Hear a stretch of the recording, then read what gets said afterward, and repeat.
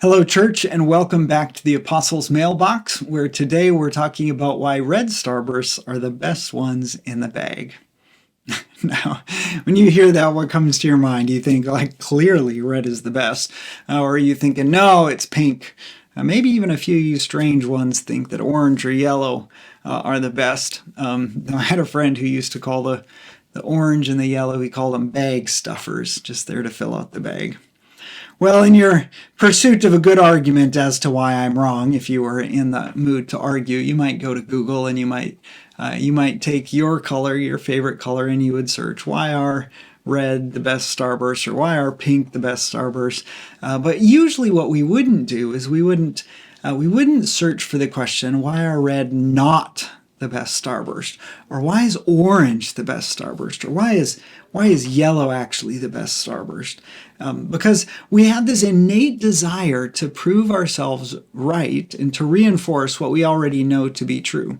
So it's like we come to this conclusion like, I know it's true, and then when that's challenged, instead of examining arguments objectively, we go and we look for ammunition to prove that we're already right. This is something it's a function of what people call confirmation bias. That is, we tend to hear things that agree with us and sort of filter out things that don't. We tend to go look for things that are going to reinforce our rightness instead of things that might challenge what we believe. And so we have a really hard time, some of us more than others, I'd say myself maybe more than others, we have a really hard time admitting that we were wrong and actually growing, changing our mind to believe what's true. So today in our study of John, as we continue in John chapter 1, I'm going to start actually with a little look at confirmation bias.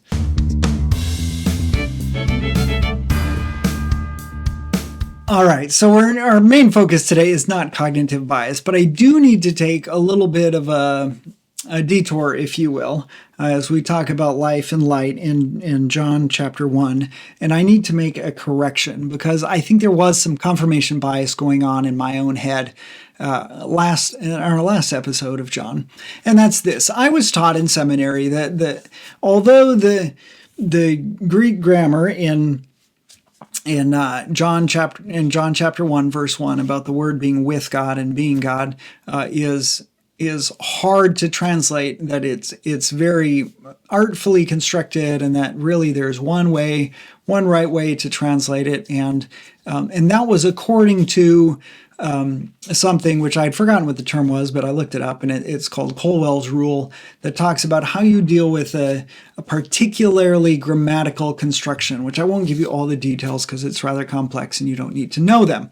But at any rate, I wanted to sort of double check my work, and so I pulled out my Greek grammar and I pulled it out and I looked it up, and they had Colwell's rule there, and in fact they even had John 1:1 as the example text to use to explain it.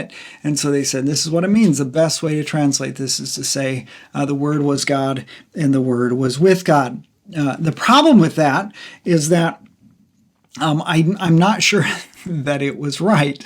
Okay, so in the Greek, the second part of the verse says the Word was with God, and it uses the article. It says the God, if you want to translate it directly, which means that it's definitively pointing at God the Father. Okay, so we know that the Word was with God the Father.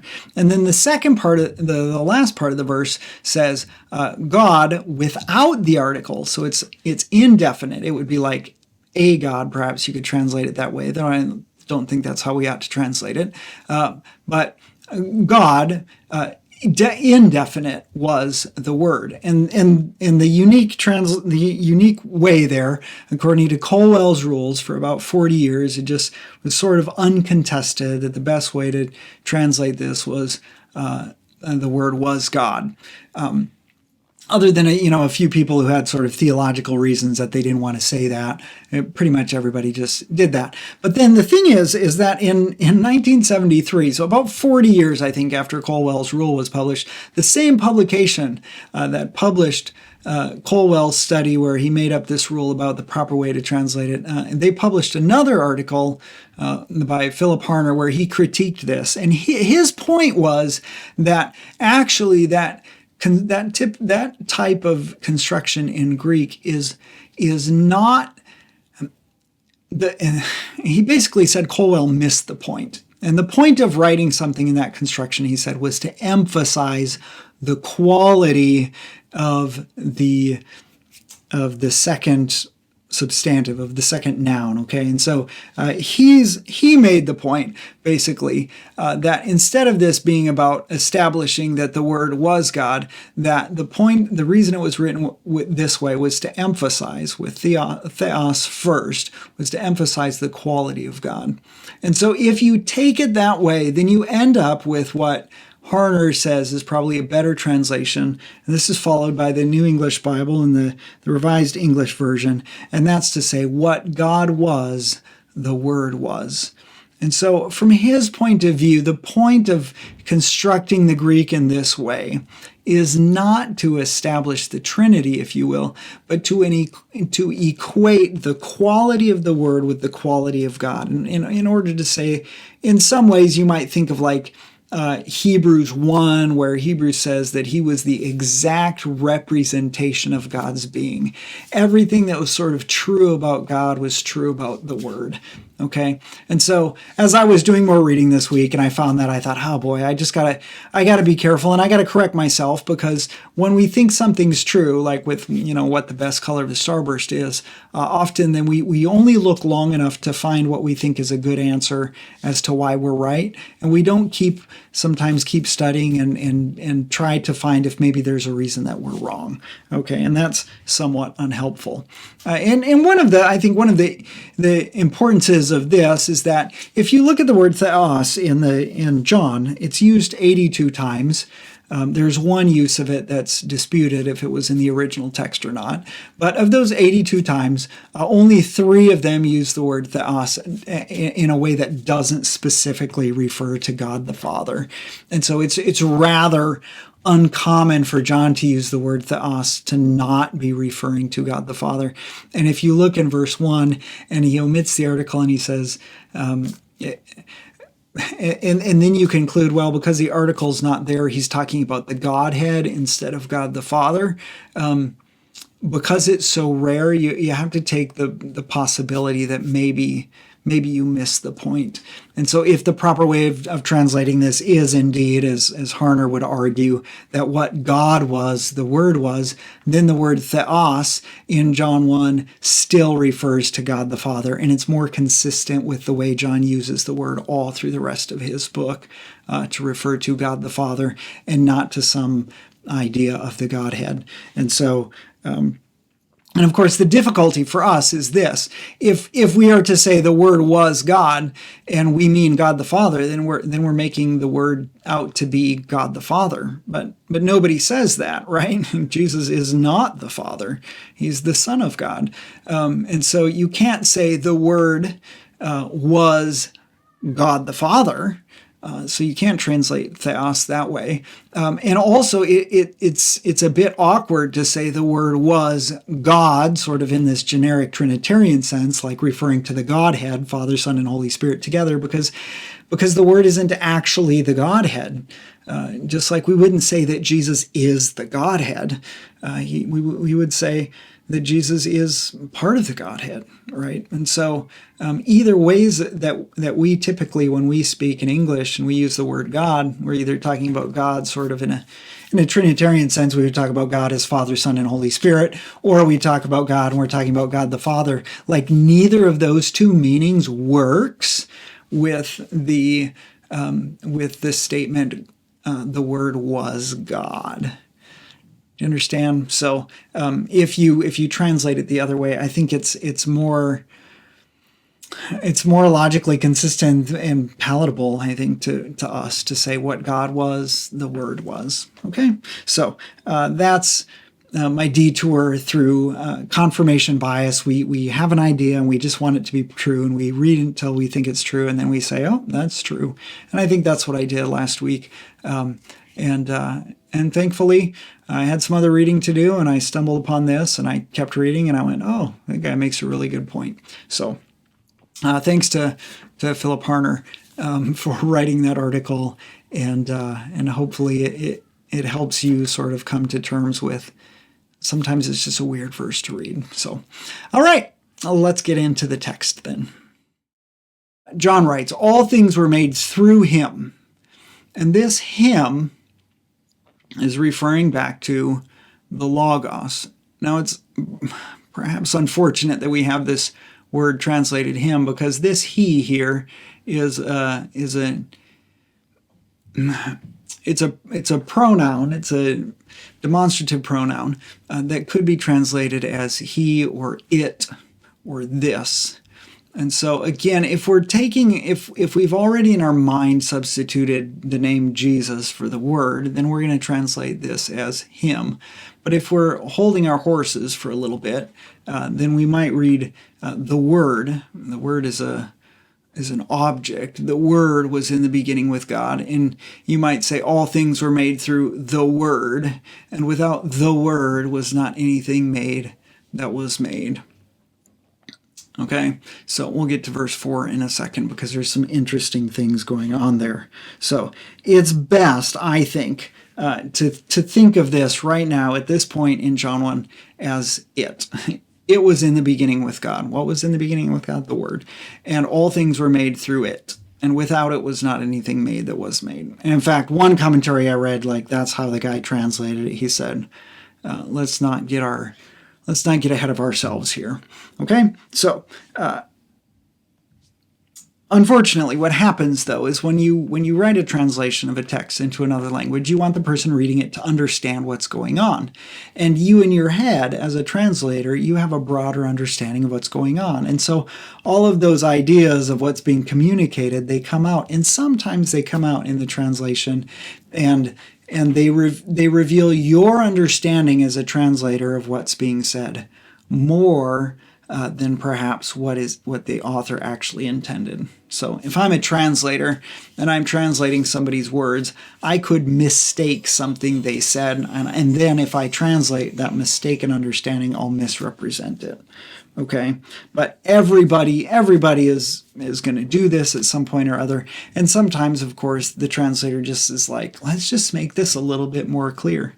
It's hard for me to understand, but now that I understand it, I can make it more clear for everybody else.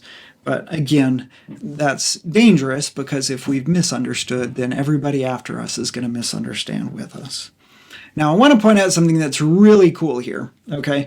He says, all things were made through him. And the word for made here is this Greek word, agenita, and the root of that is ginomai, and it is the word to become, or to be born, perhaps to be created. And what's happening here, this word is the word that shows up in the Septuagint in Genesis chapter 1 multiple times. So if you read in Genesis 1:1 that, or if you read in Genesis 1:3 that God said, "Let there be light," and there was light, the Septuagint says, and then became light, and it uses the same verb again and again and again and again and again. I think it's like 21 times or something. And so this word become shows up in the creation count. God speaks and then it becomes. Right? So when we look in John 1 in verse 3, it says all things were made through, what are you going to say? The word, right? All things came into being with the same Greek word that the Jewish audience reading the Septuagint would have known. All things came into being through what? Through the Word. Doesn't this connect beautifully, of course? We have God then saying, "Let there be light," and then there was light, and it's the same verb. And so you have this great connection. Once again, we have in the beginning was the Word, right? Just as in the beginning God created the heavens and the earth. And then when John switches to looking at creation, he's talking about the Word of God. And then he makes this very clear link again that when God spoke, of course, the Word came into being. And then John says, not all things were made through the Word. All things were made through the Word of God. And without the Word of God was not anything made that was made. Okay, now we're going to come to this sticky part here. And it's the beginning of verse 4, and it's going to affect perhaps how we translate this. Okay, so in the beginning of verse 4, it says, in him was life. And if you have footnotes in your Bible, if you have a study Bible, you might have this footnote. The ESV puts this footnote in and says, or was not anything made, that's the end of verse 3, and that which has been made was life in him. And you're like, well, what does that even mean? Well, I'll tell you what it means. We're going to have to take a time out, though, and we're going to have to talk about a concept called textual criticism. Okay, that doesn't mean we're criticizing the text like it's bad, but it means this. So we have many ancient manuscripts of the New Testament and the Old Testament. We have them in different languages, some in Latin, some in Greek, some in Hebrew. We got fragments in Aramaic, and we have a lot of them. We have tons and tons of them. Thousands upon thousands of fragments. Some include whole books of the Bible. Some include multiple books of the Bible, and we have a lot of them. Some are just little itty-bitty fragments that have survived from a destroyed manuscript. And the thing is that these manuscripts have differences. And you're like, differences? Yeah, differences. And here's why. If you've ever played the telephone, here's what you know, right? You know that you start with something, okay? And if you make a copy of that something, it might get distorted a little bit. So let's consider somebody just copying a square, and they copy it, but they kind of round off their corners because they're in a hurry. And then somebody else comes and copies that, and somebody notices, somebody makes a really good copy, but somebody else copies it, and they kind of round off those corners even more until it becomes a circle. Right? And then we have copies made from those copies. Let's say the first copy is still maintained quite accurately, but the second copy, the one that's rounded off a little bit more, becomes one copy is properly preserved, and one copy gets a little squiggle on it that looks kind of like a word bubble. Okay, and then we make copies of those things, and let's say that somebody twitches, and they copy the top one, or they get confused or something, and they modify the top one, and then you have the circle that's properly copied, and then you have three people copying from the word bubble, and so they all faithfully reproduce the word bubble. Now, if you only had, let's say you only had these let's say you only had these ones, and you would say, well, what was the original object that we started with? None of these are the original. And you can't do this. You can't just say, well, most of them have this word bubble, and so this is probably the one, because this, there's three of these, and there's only one of these, and there's only one of these, so it's probably this one. You can't just take the majority, because this is actually the worst of all of these options. And so what can you do? Well, if you don't just have these, let's say you have this group too, and you can look back and you can say, well, 50 years ago, or in round 3 of the copying process, we had a rounded circle, or a rounded square, and we had a circle, and we had a thought bubble. Oh, okay, so we have the word bubble. I bet that just got copied 3 times over. Okay, so now we know why we have more of these copies. Okay, but what if you have all of these? What if you have these as well? And you know that these are older, maybe because somebody put a date on it, or maybe because it's an older type of material. And then you would look back at this, and you could compare all of these manuscripts, and we would say, okay, this was some stage of copying. Well, this obviously was the one that got copied into that. And that probably, out of all these, that one was probably copied into that. I doubt it would have been that. This could have turned into that, maybe. But if we only had 2 really old ones and we just had a circle and a rounded rectangle, we could probably guess that these came from this, we'll call it what is called as a text family, right? They're descended from each other. And then these ones, they all originated from this copy. And then, let's say you find the Dead Sea Scrolls or something. You find a really old manuscript, and it has this copy in it. And then you look at that and you go, oh, okay, well, that clearly obviously became this. But we could see how somebody might round that off a little bit more and get a circle. And so this is probably the closest to the original that we have. Now, you may never discover this. And in fact, we don't have any of the original manuscripts of the New Testament as far as we can tell. Now, the oldest are a couple hundred years old in the New Testament. In the Old Testament, we have some pretty ancient copies, but they're also pretty old too. And so you may never know that it was actually a square there. So you can't definitively say, this was the ticket. But you can say this is probably closer than this. So if you're trying to say, well, what was the original square? You would put down on your answer sheet something like this. You definitely would not want to draw this shape because that you've determined where it came from, and so you know that that's wrong. Okay, so that's what textual criticism does. All right, now, oh boy, I just wrote on my stuff here. This is a fragment from John chapter 1 in the Sinaiticus manuscript. Now, Sinaiticus is one of the oldest Greek manuscripts that we have. And as you can tell, it's in decent shape. But what you can see here, let's see if I can just get rid of some of those marks. There we go. What you can see here is you can see that there are notes here in the margin. And this line, I don't know if you can tell, if you can see it closely, it's a different color than the other thing. And up here you have sort of a little marginal, like a little insertion or something, a little correction somebody tried to make. And so in our oldest, in one of our oldest available manuscripts, Sinaiticus, we have, scholars have identified at least 3 or 4 different people who corrected the manuscript after it was originally written. They went back, they noticed problems or what they thought were problems, and they fixed them. And they did this in different colored inks and in different sort of handwritings, and so you can tell it comes from different people. But the point is, we had one manuscript, and it's had a lot of sort of adjustments over the years. And the question is, we don't know why all these adjustments were made, but presumably whoever came back later thought, I think this manuscript was bad, and I'm going to fix it.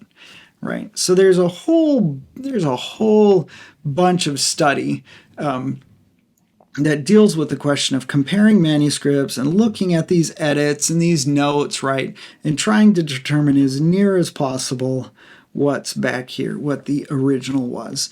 And that's where text criticism comes in. Now, it's important for John chapter 1, at least right here so far, because if you'll notice, well, maybe you don't notice, but all of these Greek letters are uppercase. Sinaiticus is what was called an uncial. It was written in all uppercase. They didn't have lowercase Greek letters at the time. And furthermore, you'll notice, is that there's no spaces in between these words, and there's no punctuation. There's no periods or commas or question marks. And that's because simply they didn't use spaces and periods and commas and question marks. And so everything just ran together. Now, if you knew how to read Greek and you were fluent with it, you could basically figure it out. But some of those questions of where a period or where a comma falls can turn out to be quite significant. My mom's an English teacher, and she has a T-shirt that says, it's got the joke on it, perhaps you've seen it. It says, "Let's eat, comma, kids."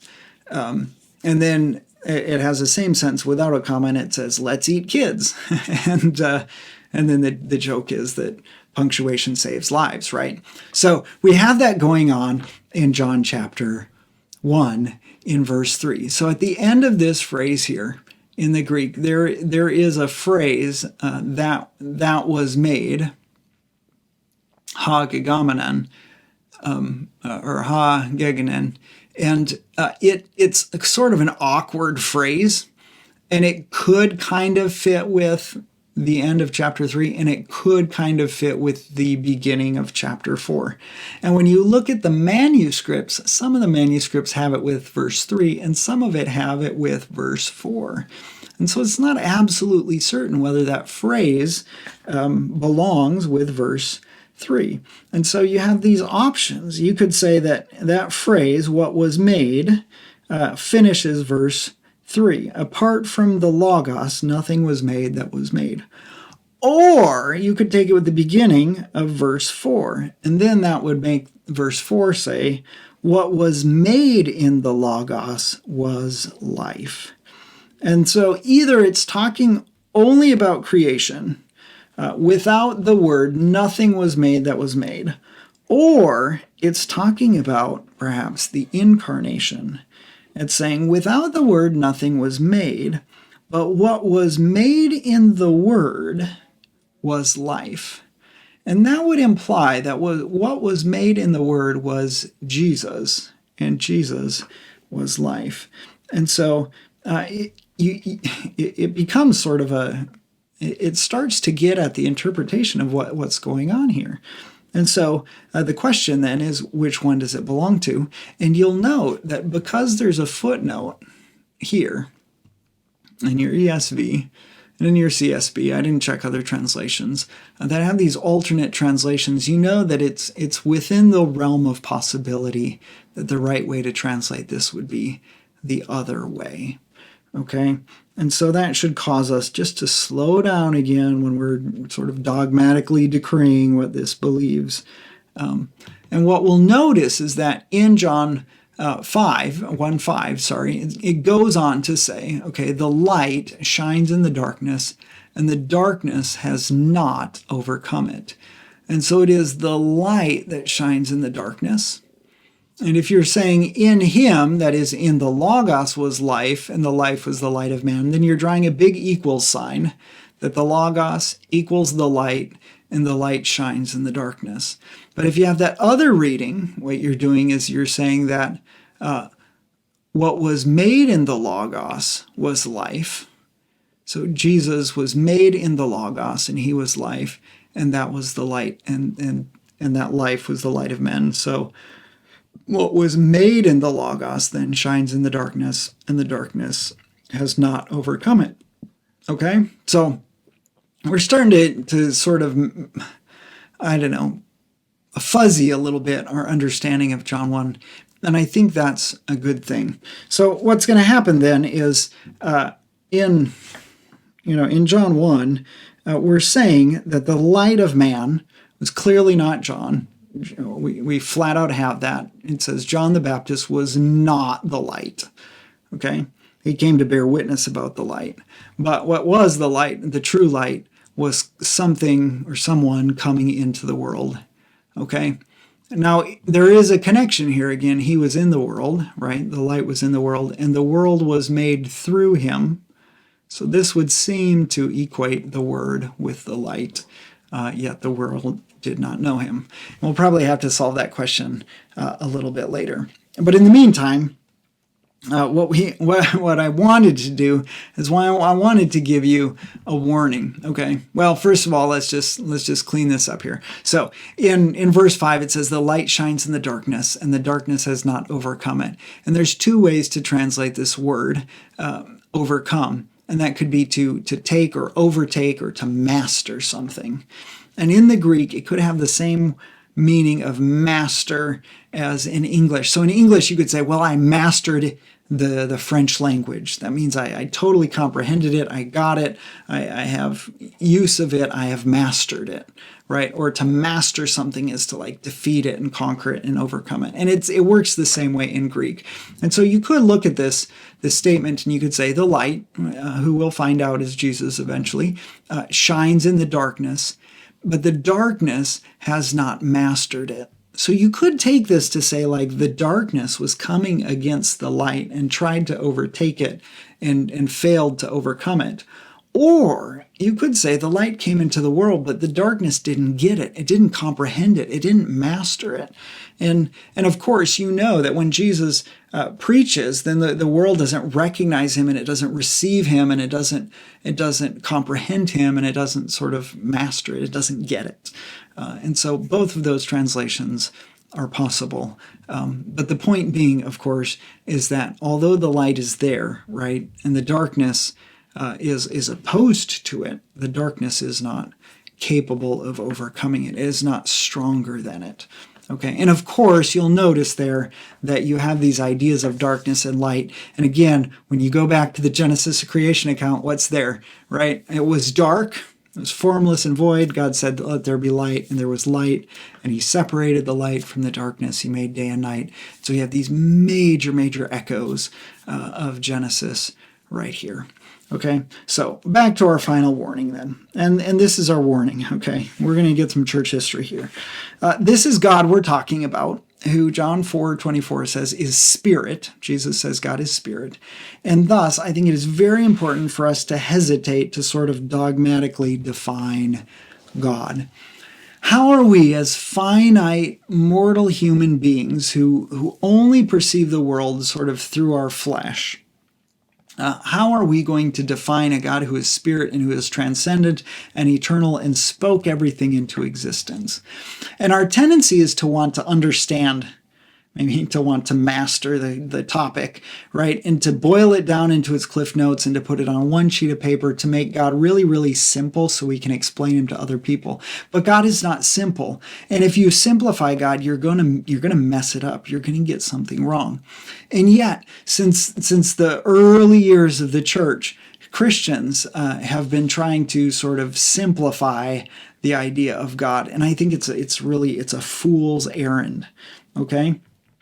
So if you look at traditional church theology, if you go back to the Nicene Creed, which was one of the first creeds that put this idea of the Trinity together, right? When they got together to talk about this doctrine, the majority of bishops who were there, they opposed using non-scriptural words to define God. So when you talk about Jesus being the very substance of God, of the same substance as God, in order to do that, you have to use words that the Bible doesn't use. And so the Bible never says Jesus was of the very same substance as God. And when these bishops got together and they were like, well, how are we going to make a nice creed about who Jesus is and who God is? And somebody said, well, yeah, let's use this word homoousios.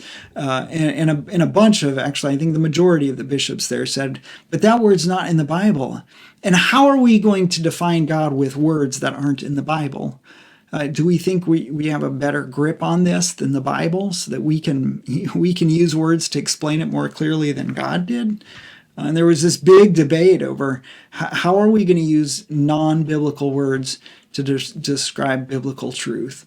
And as this debate was going on, unfortunately, what happened was eventually it wasn't going anywhere, and Constantine, who was the emperor who had called this council into order to get everybody on the same page, he just got directly involved and he said, okay, guys, here's what we need to do. Here's why this is a good word and why you should get on board.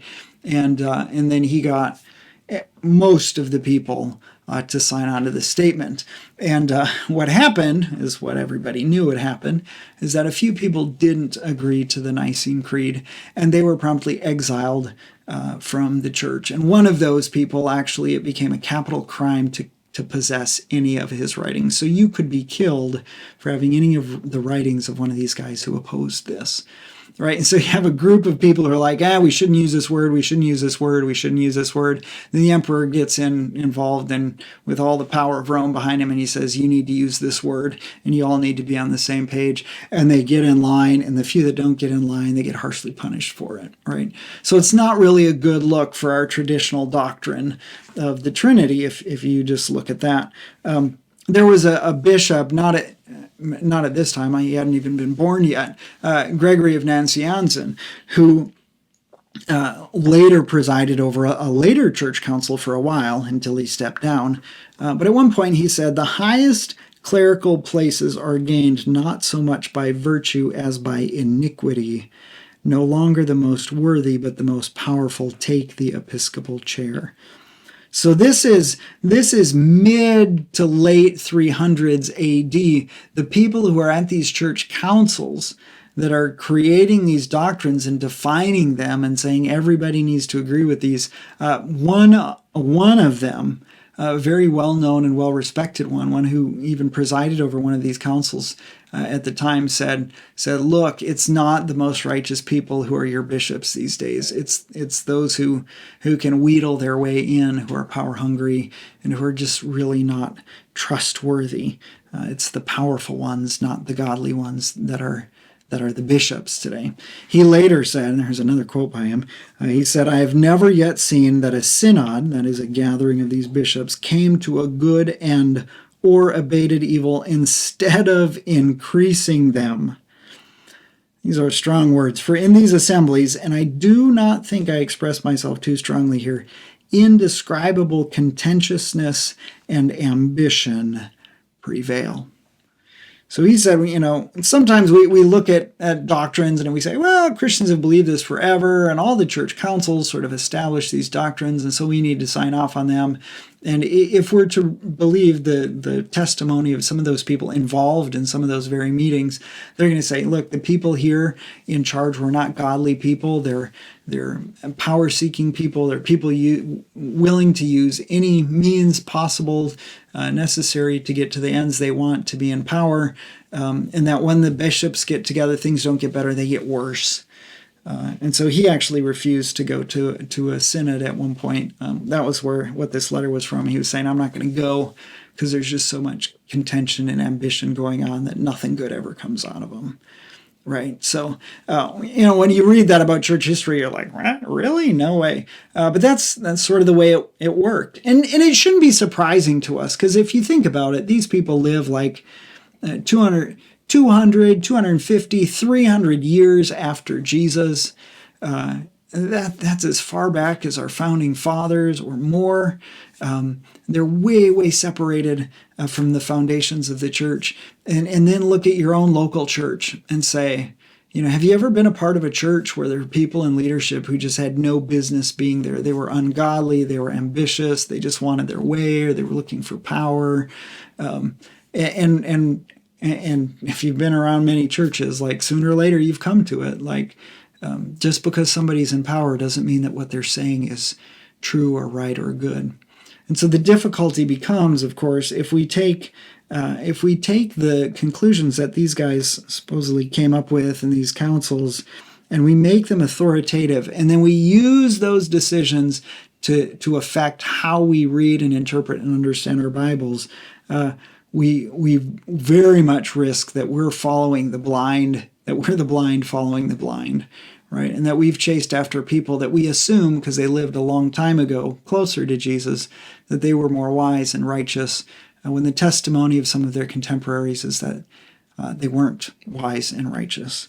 Okay, so it's also worth noting that every time the church made one of these authoritative definitions, it usually led to more questions and debates and conflicts and even paradoxes, of course. We'll talk about some of these when we read John and we say, well, if this particular doctrine is true, then what do you do with this verse? And you go, well, I don't know. It's no easy answer for that.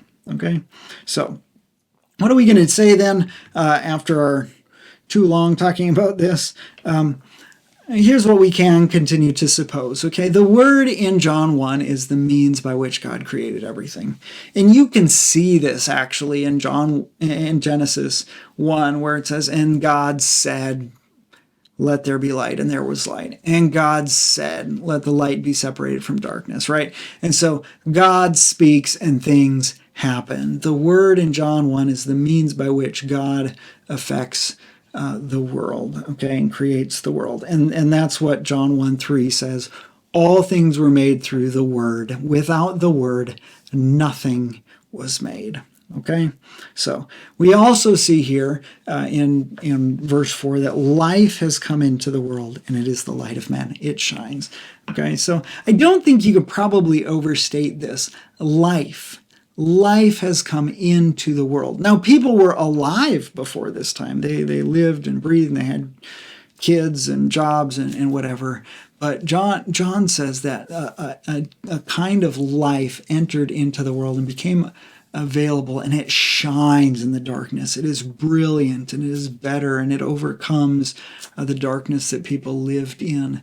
And that is still true today. We talked about in our last episode, the gospel. The good news is that God has brought life to us through Jesus, which is what John is about. And then we can also understand that when light came into the world, darkness didn't get on board with it. Okay, so just because somebody opposes Christ doesn't mean Christ is wrong, and it doesn't mean that Christ will be overcome by the darkness. Jesus is the ultimate victor. Darkness cannot, it has not, and it cannot overcome Jesus. When we get to the end of John's gospel, of course, Jesus is crucified. He's put to death. The darkness seems to have its greatest victory. And then what happens? Well, Jesus rises from the dead, and he proves that darkness cannot overcome the light. And so it's incredibly hopeful news when you put your faith in Jesus Christ. I might also point out that if our little very, very brief view into church history is indicative of the trustworthiness of church councils and historical doctrines, as you might want to define them, then that should cause us to go back even more dependently upon the scriptures, right? Because the scriptures themselves, they predated these church councils, right, by hundreds of years. And so you come back to the word and you say, all right, what has God revealed to men? How do we get as close to the source, Jesus Christ, as we can? And the answer is not to look at the church councils that came hundreds of years later, but to look back at the word itself and to examine, not with this confirmation bias of like, I just want proof that I'm right, but to examine critically these questions of if doctrines came, where did they come from? Is there any reason to believe that they were faithful representations of the Bible or not? And also, as we read John, we're just gonna frankly say, like, if there's a passage that seems to contradict something that we hold to, we're just going to stop and say, well, maybe we're wrong. So we're going to come back to the Bible with extra expectation, and we're going to give it even more authority when we recognize that men throughout history have distorted it. And you can't just say just because a lot of people believed it for a long time makes it true. So we're going to come back to the Bible as our authority.